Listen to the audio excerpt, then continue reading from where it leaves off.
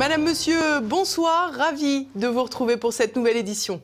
Au programme ce soir, la France est-elle condamnée par ses gouvernants à toujours avoir un métro de retard? Après les fiascos en cascade depuis l'arrivée du Covid-19, la nouvelle faille se retrouve désormais dans le séquençage génomique. Et comme à son habitude, le professeur Didier Raoult appuie là où ça fait mal.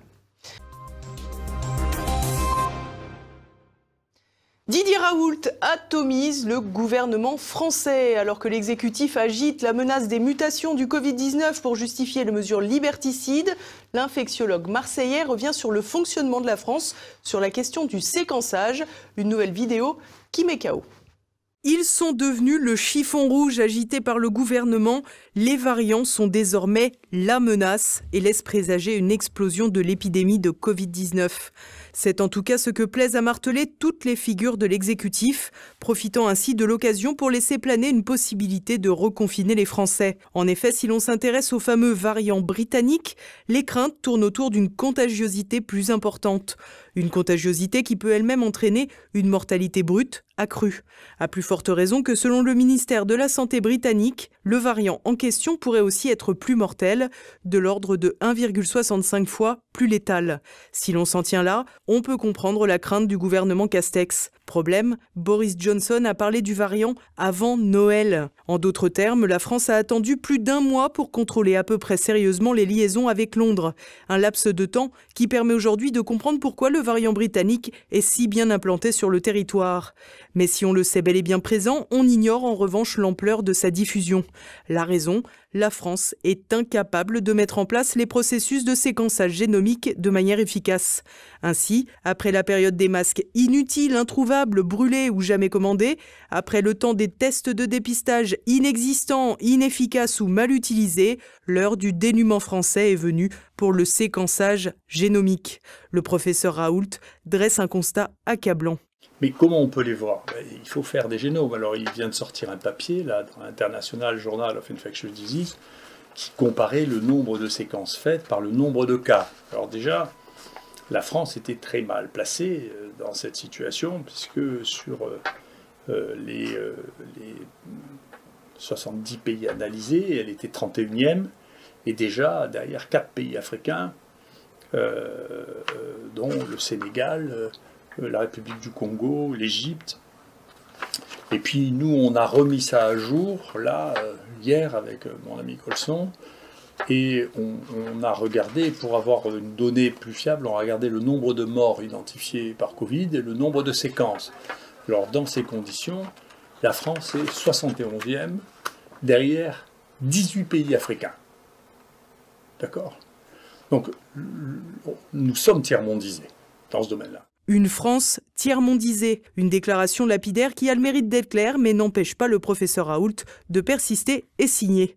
Alors, il faudrait commencer maintenant à apprendre aux Français la modestie avec leurs partenaires. C'est insultant quand on ne sait même pas faire un génome, quand on ne sait même pas regarder un génome, de parler des gens qui travaillent avec nous d'une manière aussi insultante. Depuis un an, les scientifiques de salons professionnels ou de télévision devisent donc entre eux et les politiques agitent de leur côté les peurs. À présent, ils s'appuient sur le variant sans jamais tenter de s'emparer sérieusement des problèmes. Museler et assigner à résidence la population est visiblement une solution moins complexe à mettre en place.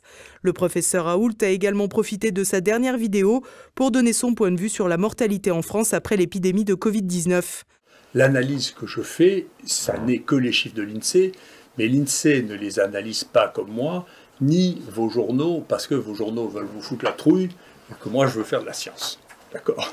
Et donc, la seule manière d'analyser la mortalité, ça n'est pas de donner des chiffres bruts en disant il y a plus de morts, parce que de toute manière, la population augmentant, il y a toujours plus de morts. C'est comme ça, il ne peut pas en être autrement. Nous avons population mondiale qui a doublé, et donc si à terme il ne peut pas y avoir moins de 2 fois plus de morts. C'est idiot. C'est pas parce que les gens le répètent que c'est pas idiot, c'est idiot. Donc on peut regarder ça en pourcentage de la population. Donc si on regarde en pourcentage de la population, voilà ce que nous avons. La proportion de décès, pourcentage de la population qui meurt au fur et à mesure des années. Et donc là je vous ai marqué de 1946 à 2020, sur les chiffres qui nous sont communiqués par l'INSEE, hein, qui seront peut-être pondérés ultérieurement. Et donc vous voyez qu'effectivement, il y a une petite remontée ici. On n'a pas l'impression que ce soit... c'est pas Hiroshima, hein, mais ça monte un peu ici. Alors une fois qu'on a dit ça, il serait bien, mais qu'est-ce qui s'est passé en même temps? Mais en même temps qu'il s'est passé ça, on a eu un vieillissement considérable de la population. Alors, bien sûr, si on fait de la science, pas de la communication alarmiste, on regarde une chose extrêmement simple, puisque j'ai eu l'occasion de vous le dire, la mortalité touche dans 80 à 90% des gens qui sont très âgés ou qui ont des pathologies associées épouvantables. Et donc, si on regarde la proportion de décès chez les patients qui ont plus de 75 ans, vous voyez qu'effectivement, il s'est passé quelque chose ici, en 2020. Il y a eu une surmortalité des gens de plus de 75 ans. Déjà, quand vous passez aux plus de 65 ans, qui inclut les plus de 65 ans, la différence est franchement moins notable, voyez-vous. Et si vous passez, ça c'est la surprise du jour, aux gens qui ont moins de 65 ans, il y a eu en 2020 moins de morts qu'en 2019, 1000 morts de moins. Une conclusion du professeur Raoult que le gouvernement devrait particulièrement apprécier.